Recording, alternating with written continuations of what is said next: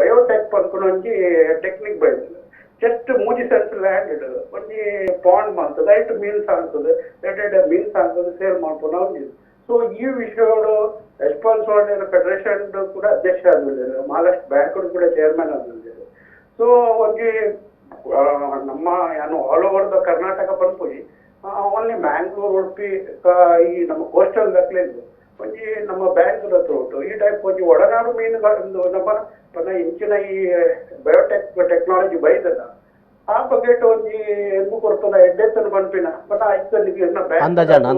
ಸಾಲ ಕೊರಿಯರ್ ಪದ ಅವ್ರ ಪ್ರಶ್ನೆ ಜೊತೆ ನಂದು ಅದು ಪ್ರಶ್ನೆ ಅದು ಯಾಕೆಂತ ಹೇಳಿದ್ರೆ ಸಿಗಡಿ ಕೃಷಿ ಮಾಡಿದ್ರು, ಬಟ್ ಅದು ಕೂಡ ಬಹಳ ಈಗ ಅವ್ರು ಹೇಳಿದಕ್ಕೆ ಒಳ್ಳೆಯ ಸಜೆಷನ್ ಅವ್ರು ಕೊಟ್ಟಿದ್ದಾರೆ. ಆದರೆ ಇಲ್ಲಿಯ ಪರಿಸ್ಥಿತಿ ಏನುಂಟು ಅಂದರೆ ಒಂದು ನಿಮಗೆ ಜಾಗದ ಕೊರತೆ ಉಂಟು, ಇನ್ನೊಂದು ಇಲ್ಲಿಯ ವೆದರ್ ಅದಕ್ಕೆ ಸಪೋರ್ಟ್ ಮಾಡೋದಿಲ್ಲ. ಈಗ ನೀವು ಅವ್ರು ಹೇಳಿದಾಗೆ ಈ ಕೃಷಿ ಮೀನುಗಾರಿಕೆ ಕೃಷಿ ಅಂದರೆ ಈ ಕೆರೆಯಲ್ಲಿರ್ಬೋದು, ಕೆರೆಯ ನಿರ್ಮಾಣ ಮಾಡುವ ಮೂಲಕ ನಿಮಗೆ ಕುಂದಾಪುರ ಭಾಗದಲ್ಲಿ ಸಿಗಡಿ ಕೃಷಿ, ನಮ್ಮ ಮುಲ್ಕಿ ಅಲೆಂಗಡಿ ಭಾಗದಲ್ಲಿ ಕೂಡ ಉಂಟು.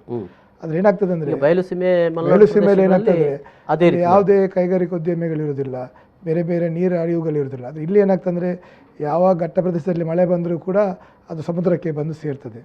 ಆದರೆ ಇಲ್ಲಿಯ ನೀರಿನ ವ್ಯವಸ್ಥೆ ಅಡಿಯಲ್ಲಿ ಆ ವೆದರ್ ಸಪೋರ್ಟ್ ಮಾಡದಿದ್ದರೆ ಆ ಮೀನನ್ನು ಬೆಳೆಯುವ ಸಂದರ್ಭದಲ್ಲಿ ಒಂದು 6 ತಿಂಗಳಲ್ಲಿ ಅದು ಅಸಾಧಾರಣ ಸೈಜಿಗೆ ಬರುವುದಾದರೆ ಒಂದು 4 ತಿಂಗಳು ನೀರು ಸಪೋರ್ಟ್ ಮಾಡಿದರೆ ಲಾಸ್ಟ್ 1 ತಿಂಗಳು ನೀರು ಈ ವೆದರ್ ಇದಕ್ಕೆ ಸಪೋರ್ಟ್ ಮಾಡಿದರೆ ಮೀನುಗಳು ಸಾಯ್ತದೆ. ಅದರಲ್ಲಿ ತುಂಬ ನಷ್ಟ.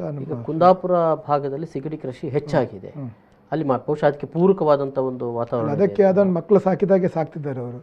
ಅಂದರೆ 24 ಗಂಟೆ ಅದನ್ನು ಪೋಷಣೆ ಮಾಡಲಿಕ್ಕೆ ರಾತ್ರಿ ಆಗಲೂ ಅಲ್ಲಿ ಕೂತ್ಕೊಳ್ತಾರೆ.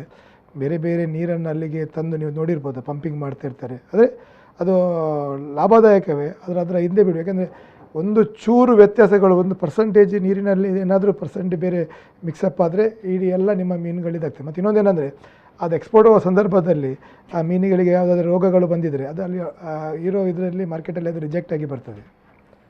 ಅದಿಷ್ಟಲ್ಲಿ ಸರ್ಕಾರ ಏನು ಮಾಡಬೇಕಂದ್ರೆ ಈ ನಮ್ಮ ಕೆರೆಗಳು ಯಾವುದೆಲ್ಲ ಈಗ ಖಾಲಿ ಬಿದ್ದ ಕೆರೆಗಳನ್ನು ಅದನ್ನು ಗುರುತಿಸಿ ಸ್ಥಳೀಯ ಮೀನುಗಾರ ಸಹಕಾರಿ ಸಂಘಗಳಲ್ಲಿ ಕೈ ಜೋಡಿಸುವ ಮೂಲಕ ಅದನ್ನು ಟೋಟಲಿ ಅದನ್ನೊಂದು ಸೇಫರ್ ಝೋನ್ ಆಗಿ ಮಾಡಿ ನದಿಗಳಲ್ಲೂ ಕೂಡ ಅಭಿವೃದ್ಧಿ ಮಾಡ್ಬೋದಲ್ವ? ನದಿಗಳಲ್ಲಿ ಮಾಡ್ಬೋದು. ಆದರೆ ಈ ಭಾಗದಲ್ಲಿ ನದಿಗಳೇನಿದೆ ಲೋಟೆಡ್ ಹೈಟೆಡ್ ಆಗಿರ್ತದೆ. ಅಂದರೆ ಒಳ ಹರಿವು ನಿಮಗೆ ಘಟ್ಟದ ಪ್ರದೇಶಗಳಲ್ಲಿ ಆ ರೀತಿಯ ಸಮಸ್ಯೆಗಳಿರ್ತದೆ. ಇಲ್ಲಿ ಏನಾಗ್ತದೆ ಅಂದರೆ ಸಮುದ್ರಕ್ಕೆ ಸೇರ್ಲಿಕ್ಕೆ ಹೋಗಿ ನದಿಗಳು 3 ಮೀಟ್ರ್ ನಿಮಗೆ ಲೋ ಟೈಡಿಗೆ 3 ಮೀಟ್ರ್ ಕಮ್ಮಿ ಆಗ್ತದೆ, ಹೈ ಟೈಡಿಗೆ 3 ಮೀಟ್ರ್ ಜಾಸ್ತಿ ಆಗ್ತದೆ. ಮತ್ತು ನೀರಿನ ಕರೆಂಟ್ಗಳಿರ್ತದೆ, ಒಮ್ಮೆ ಈ ರೀತಿ ಫ್ಲೋ ಇರ್ತದೆ, ಒಮ್ಮೆ ಈ ರೀತಿ ಫ್ಲೋ ಇರ್ತದೆ. ಜಾಸ್ತಿ ಕರೆಂಟ್ ನೀರಿನ ಫ್ಲೋ ಜಾಸ್ತಿ ಆದಾಗ ಈ ಪಂಜರಗಳೇ ಮೀನೊಟ್ಟಿಗೆ ನೀರಿನಲ್ಲಿ ಕೊಚ್ಚಿ ಹೋಗೋ ಸಾಧ್ಯತೆಗಳಿರ್ತದೆ, ಕರೆಂಟ್ ಜಾಸ್ತಿ ಇರ್ತದೆ. ಅದಕ್ಕೆ ಎಲ್ಲಿಯೆಲ್ಲ ಶಾಲೋ ವಾಟರ್ಸ್ ಇರ್ತದಲ್ಲ ಈಗ ಅಲ್ಲಿ ಎಲ್ಲ ಅದನ್ನು ಮಾಡ್ಲಿಕ್ಕೆ ಅವಕಾಶಗಳುಂಟು. ಮತ್ತು ಇಲ್ಲಿ ಏನಾಗ್ತದೆ ಅಂದರೆ ಇಲ್ಲಿ ಏನಾಗ್ತದೆ ಅಂದರೆ ಇದರಲ್ಲಿ ಪಂಜರದ ಮೂಲಕ ಕೃಷಿ ಮಾಡಿ ಮೀನುಗಾರಿಕೆಯನ್ನು ಈ ಭಾಗದ ಜನರು ಮೀನುಗಾರರು ತಿನ್ನುವರು ಸ್ವಲ್ಪ ಅದರ ಸಂಖ್ಯೆ ಕಮ್ಮಿ ಇದ್ದಾರೆ, ಅದನ್ನು ಬೇರೆ ಕಡೆಗೆ ಕೊಡಬೇಕು. ಅದನ್ನೀಗ ಸರ್ಕಾರ ಭಾಳಷ್ಟು ಈ ಮತ್ಸ್ಯ ಸಂಪದ ಯೋಜನೆ ಅಡಿಯಲ್ಲಿ ಈ ಪಂಜರ ಕೃಷಿಗೆ ಭಾಳಷ್ಟು ಉತ್ತೇಜನ ನೀಡುವಂಥ ಕೆಲಸ ಕಾರ್ಯಗಳು ಮಾಡ್ತಿದೆ. ಅದಕ್ಕೆ ನಾವೇನು ಮಾಡಬೇಕಂದ್ರೆ ಎಲ್ಲ ಮೀನುಗಾರ ಸಂಘ ಸಂಸ್ಥೆಗಳನ್ನು ಸೇರಿಕೊಂಡು ಅದರ ಒಂದು ಅಧ್ಯಯನಗಳನ್ನು ಮಾಡಿ ಈ ಯುವಕರಿಗೆ ಉದ್ಯೋಗ ಕಲ್ಪಿಸುವ ದೃಷ್ಟಿಯಲ್ಲಿ ಅದಕ್ಕೆ ಸಬ್ಸಿಡಿ ಸ್ಕೀಮ್ಸ್ ಮಾಡಿ ತಮ್ಮ ಮನೆ ಪಕ್ಕದಲ್ಲಿರೋ ನದಿಯಲ್ಲಿ ಪ್ರಾಯೋಗಿಕವಾಗಿ ಅದನ್ನು ಪ್ರಾರಂಭಿಸಿ ಮುಂದೆ ದೊಡ್ಡ ಹಂತಕ್ಕೆ ತರಲಿಕ್ಕೆ ಸಾಧ್ಯಗಳಾಗ್ತದೆ. ಯಾಕಂದರೆ ಇಲ್ಲಿ ನೆರೆ ಬಂದರೆ ಒಂದು ದಿನದಲ್ಲಿ ಟೋಟಲಿ ಅದು ಕೊಲ್ಯಾಪ್ಸ್ ಆಗ್ತದೆ.